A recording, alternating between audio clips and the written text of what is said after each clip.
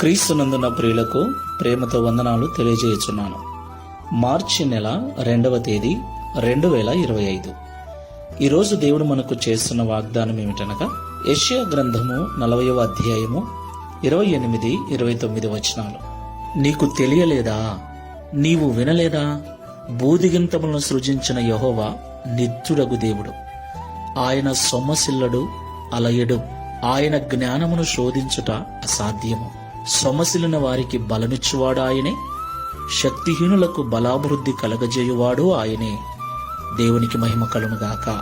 నా ప్రియమైన సహోదరి సహోదరులారా, ఈ విశ్వాసపు జీవితంలో, ఈ ఆత్మీయ జీవితంలో ఎన్నో బలహీనమైన పరిస్థితులు, ఎన్నో అనారోగ్య పరిస్థితులు, ఎన్నో రకాల శోధనలు, ఎన్నో రకాల బాధలు, ఎన్నో రకాల ఇబ్బందులను మనం ఎదుర్కోవలసి వస్తుంది. ఈ ఆత్మీయ యాత్రలో ఎన్నో రకాలుగా పడిపోతూ ఉంటాం, ఎన్నో రకాలుగా కృంగిపోతూ ఉంటాం.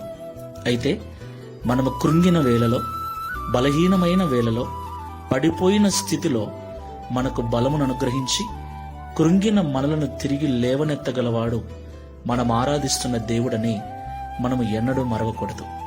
భక్తుడు అంటున్నాడు, నీకు తెలియలేదా? నీవు వినలేదా?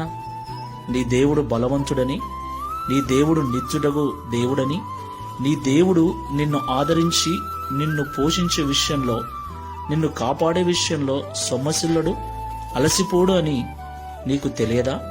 సొమ్మసిల్లిన వారికి ఆయనే బలమిచ్చువాడని, శక్తిహీనులకు బలాభివృద్ధి కలగజేయువాడు ఆయనే అని నీకు తెలియదా అంటున్నాడు. నీవు వినలేదా అంటున్నాడు. ఈ మాటలు వింటున్న ప్రియ సహోదరి సహోదరుడా, మన ఏ స్థితికైనా ఆయన చాలినవాడు. మనము నమ్మాలి, విశ్వసించాలి. Download ShareChat.